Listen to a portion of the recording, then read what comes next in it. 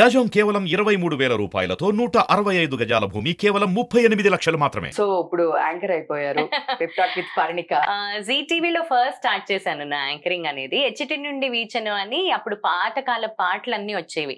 So heroine getups వేయించి మరీ నన్ను హోస్ట్ చేయించేవాళ్ళు. అప్పుడు scripted show.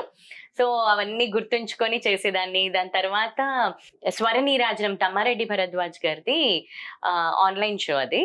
So G Sa Re Ga Ma Pa singers అందరూ పాడుతూ ఉంటారనమాట. It is not a competition but ఒక్కొక్క సీజన్ లాగా లిరిక్ రైటర్ సీజన్ అని, ఇట్లా సింగర్ సీజన్ అని, మ్యూజిక్ డైరెక్టర్స్ అలా నేను ఒక సీజన్ చేశాను. దాని తర్వాత ఎస్విబిసిలో గీతాంజలి అనే ప్రోగ్రామ్ చేశాను.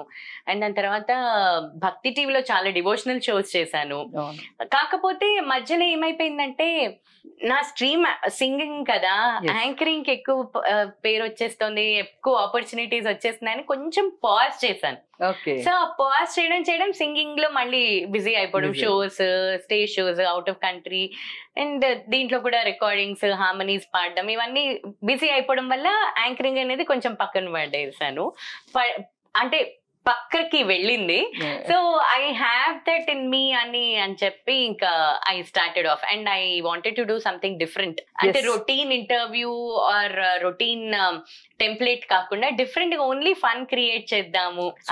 నేను చాలా చూసి మేము కూడా దానిలో కొన్ని క్వశ్చన్స్ పిక్ చేసుకుంటున్నాం. సీరియస్లీ నా ఇంటర్వ్యూస్ లో నా క్వశ్చన్స్ నాకా అవునవును, దానిలో కొన్ని క్వశ్చన్స్ మేము పిక్ చేసుకుంటూ ఉన్నాము. సో అసలు సూపర్. మీరు అడిగే స్టైల్ కూడా ఈ ప్లేస్ ఒకసారి ఎప్పుడు వెళ్ళకూడదు అనుకునే ప్లేస్. అంటే వాళ్ళందరూ నాకు చాలా క్లోజ్ కదా. సో ఐ కుడ్, అందుకనే నేను సింగర్స్ తో స్టార్ట్ చేశాను. So that I have that rapport. Reach కూడా సూపర్ రీచ్. బాగా ఐ మీన్ ఏది చూసినా కూడా పాపన్స్ అవుతా వస్తుంది. చూస్తే రీల్స్ లో గానీ షార్ట్స్ లో కూడా చాలా బాగుంది. ఆ క్వశ్చన్స్ అన్ని కూడా నేను మా హస్బెండ్ కూర్చొని రాత్రి ఓవర్ టైం వర్క్ చేసి క్వశ్చన్స్ ఒక్కొక్కరికి కస్టమైజ్ చేసి వీఆర్ ప్రిపేరింగ్ అన్నమాట. సూపర్. మీ హస్బెండ్ టాపిక్ వచ్చింది కాబట్టి తను కూడా తెలుసు. బట్ వెరీ తను చాలా వస్తారు ప్రతి టైం కి. ఆ టైం లో కూడా నైట్ టైం కూడా రికార్డింగ్స్ లేట్ అయినప్పుడు కూడా వచ్చి పిక్ చేసుకోవడం కానీ అట్లా సూపర్. కానీ తన జాబ్ మీరు చేంజ్ చేసేసారు యాక్చువల్ గా అని చెప్పేసి విన్నారు. నేను చేంజ్ చేయలేదు, ఆయనే చేంజ్ చేసుకున్నారు. చేంజ్ చేసుకునేలాగా మీరు చేశారా అనొచ్చు? లేదు. అంటే పెళ్లికి ముందు అమ్మ, నాన్న, అన్న, మా అమ్మమ్మ వీళ్ళందరు తిరిగేవాళ్ళు నాతో రికార్డింగ్స్ కి. అంటే ఎంత లేట్ అయినా కార్లో అలా నా కోసం అని కార్ కొన్నారు మా ఇంట్లో, లేకపోతే ఆటోల్లోనో అలా తిరిగేవాళ్ళం. సో నా కోసమని కార్ కొని దాంట్లోనే తిప్పేవాళ్ళు అనమాట. రికార్డింగ్స్ ఎక్కడ ఉన్నా కూడా, ఎక్కడ అవుట్ ఆఫ్ స్టేషన్ షోస్ ఉన్నా కూడా మా అమ్మ వచ్చేది, మళ్ళీ వెంటనే మార్నింగ్ వచ్చి స్కూల్ కి వెళ్ళిపోయేది, టీచర్ గా చేసేది అనమాట. సో ఇప్పుడు ఇంకా నేను బిజీ అవ్వడంతో అమ్మని మాన్పించేసి బిజినెస్ స్టార్ట్ చేసింది శుభమస్తు అని.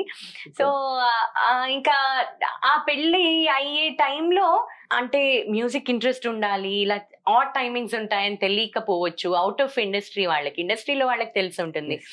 ఇప్పుడంటే కొంచెం ఎక్స్పోజర్ ఎక్కువ అయిపోయింది. బట్ కొన్ని రోజులు బ్యాక్ ఇంత ఎక్స్పోజర్ లేదు. అంటే ఈ ఫీల్డ్ లో ఇంత ఉంది, అంటే మన ఇండస్ట్రీలో అసలు ఇది ఒక ప్రొఫెషన్ లాగా ఉంటుంది అనేది చాలా మందికి తెలియదు కదా. సో అలాంటప్పుడు అనుకునేదాన్ని, అరే నన్ను ఎంకరేజ్ చేసే వాళ్ళు రావాలి కదా, స్నప్ చేయకూడదు నా టాలెంట్ ని. ఎవరికన్నా ఉంటుంది, ఏ ఆర్టిస్ట్ కన్నా కూడా. ఫ్యామిలీ సపోర్ట్ లేకపోతే అసలు ఇంపాసిబుల్. సో అలాంటిది తను నాకు ఫస్ట్ టైం పెళ్లి చూపులప్పుడే చెప్పారు. మేము కాఫీ డేలో కలిసాము. సో అప్పుడే చెప్పారు, నాది మెరీన్ ఇంజనీర్, నేను 3 months off 3 months on ఉంటాను షిప్ లో, if you are okay let me know అన్నట్టుగా చెప్పారు. And I was like okay. But then అప్పుడే చెప్పారు, నేను MBA చేసి నా కెరియర్ షిఫ్ట్ చేసుకుంటాను, ఇది లైఫ్ లాంగ్ నేను ఇది చెయ్యను అని. సో అది మెల్లమెల్లగా కొంచెం ఇంకా పిల్లలు పుట్టేసరికి ఇంకా అది స్ట్రాంగ్ అయిపోయింది అనమాట. లేదు, అది షిఫ్ట్ చేసుకోవాలి, పిల్లలతో అటాచ్మెంట్ అలాంటిది కదా. సో నాదంటే ఏదో నా పాటికి నేను షోస్ లో తిరగడము, బిజీగా తన పాటికి తను తిరగడం అయిపోయింది. బట్ దెన్ ఇప్పుడు ఇంకా పిల్లలు వచ్చాక లేదు కంపల్సరీగా ఇంకా షిఫ్ట్ అయిపోవాలి అన్నది అయిందనమాట. ఇంకా అలా కుదిరింది. ఇద్దరు మేనేజ్ చేయడానికి ఇప్పుడు బాగున్నట్టుంది.